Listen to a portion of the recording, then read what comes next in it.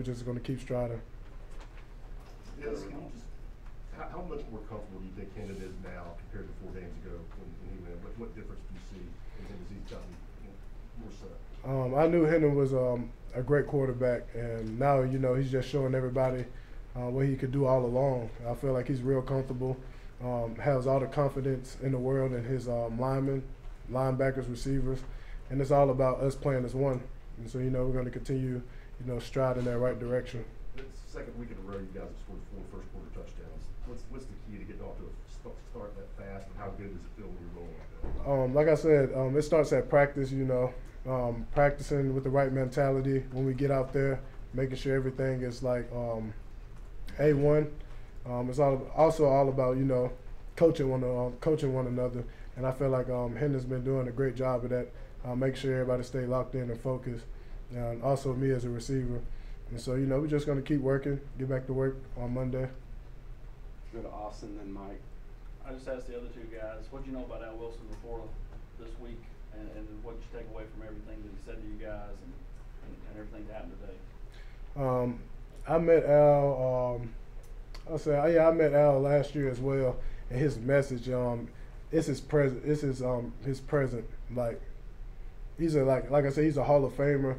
He's a walking GOAT. Man, and his message hit home.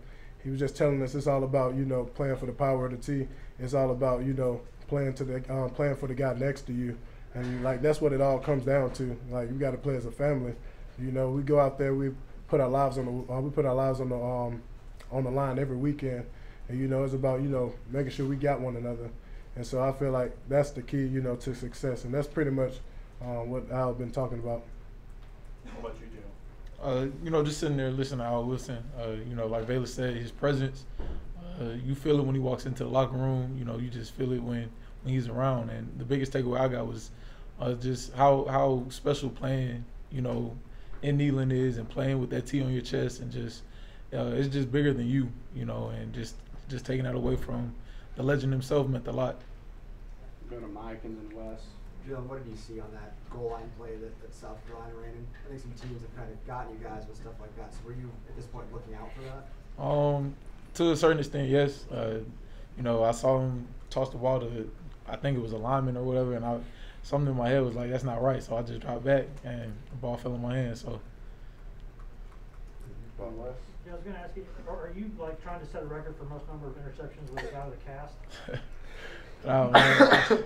I'm just trying to play football, man. Whatever happens, happens. How is it? I'm sure you got used to it now. Is it still difficult to kind of corral the ball? Sometimes, but having the cast on, it just improves my focus. It just makes me actually look the ball all the way in and actually squeeze it when it's in my hand. So I told him to keep the cast on. We go to Patrick and then David. Velus with Jaylen, he didn't I don't think he caught a pass since the first game. He gets a touchdown earlier today with a tough catch. What's it been like kind of watching him kind of go through the season, and what did it mean to him to get the touchdown? Jaylen's like a brother to me. I call him twin. He's like a brother to me. And as an older brother and stuff, just keeping him locked in and focused. Like you never know, like what the next game has for you. Injuries occur. Like we play in the SEC, it's a physical game out there, and like just tell him like lock in and like when your chance comes, make sure you capitalize on it, because the next one's not promised, next game not promised. And so just keeping him locked in and stuff, and giving him all the wisdom I can. Like this is my last season, he's gonna take this thing by storm. Jaylen, back to your play. I mean, how surprised were you? They had a 1st and goal at the 1, and on 1st down they move a receiver to quarterback that y'all stuffed for a 1-yard loss, and then like you said, they move an edge rusher. They give the ball to the edge rusher on 2nd down to throw it into the end zone. How surprised were you that they just at 1st and goal in the 1 they didn't try to go straight ahead on you? Yeah, I was a bit shocked, but we've given up that play a bunch this season, so just having the good football IQ and just going out there and making a play really helped me out. We'll go to Adam and then Jimmy. Velus, we're up in the press box, so we can't kind of feel all that's going on down there. What's the atmosphere like when you guys are scoring just 1, 2, 3 in the first quarter like that? Man, it's exciting. Scoring is fun, and I can only imagine how the players felt before us that Coach Heupel's been over, and so like it's an amazing feeling. Everybody's smiling, like you can just feel like the energy. You just love that feeling. So we just got to keep scoring. Jaylen, how would you evaluate the defensive performance today of the team? All right. Defensively, we played fast. You know, we got to the ball. We created a lot of negative plays. Created a couple turnovers. You know, there's some stuff we still have to clean up. You know, just fitting the right gap. A few missed tackles, but for the most part, I feel like we played a good team defensive game. Hendon said he felt like the offense relaxed a little bit in the second half. Do you think the defense relaxed at all? I feel like we did. We gave up a fake punt and a couple of touchdowns after that. So we did come out a little slow in the second half, but we picked it up as the game went on. Go right here. I saw online there was a lot of debate over the alternate jerseys today. I want to know what you guys thought about it. You talking about the black jerseys? Yeah. Oh man, like I felt like a nighthawk, you know. But like, you know, everybody was excited about it, and I was like, man, like thinking in my head, we got these black jerseys, you know, the legends are coming back in town, like we're gonna have to set it off. So, man, it was a great feeling. Everybody's excited and stuff like that, and you know, thanks to Coach Hyper and the rest of the guys that put that together. So I feel like we got to save it for a couple weeks down the line. You know, you don't want to wear it out. I mean, I'm pretty sure everybody saw my reaction, so you know, I was surprised. But I kissed the helmet. Yeah, those things, those uniforms are beautiful. Yeah, can't wait to wear them again. We'll go to Mike and then Ben McKee. Yeah, Velus, what kind of did go wrong offensively in the second half when things kind of slowed down? As Jimmy mentioned, Hendon kind of said you guys might have relaxed a little bit. Yeah, I feel like the key to this offense, you know, Coach Hyper always telling us to keep our foot on the gas. And, like, you know, you can't get lackadaisical. Like, you know, you can't let up. I feel like we relaxed a little. Got some 3-and-outs and stuff. But I felt like really proud of us. Found the way to score at the end. Defense had a great fourth down stop. Found the way to put it in the end zone, you know, to seal the deal. And so I feel like that's what's important. You know, we're going to celebrate all wins.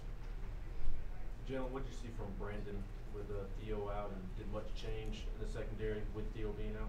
Yeah, I saw a lot of maturity from Brandon Turnage. You know, I think it was around Tuesday or Wednesday where he got the green light to go at starting, and you know, from then on he was locked in throughout the week of practice. He was asking questions, got matured, and he played some great ball today.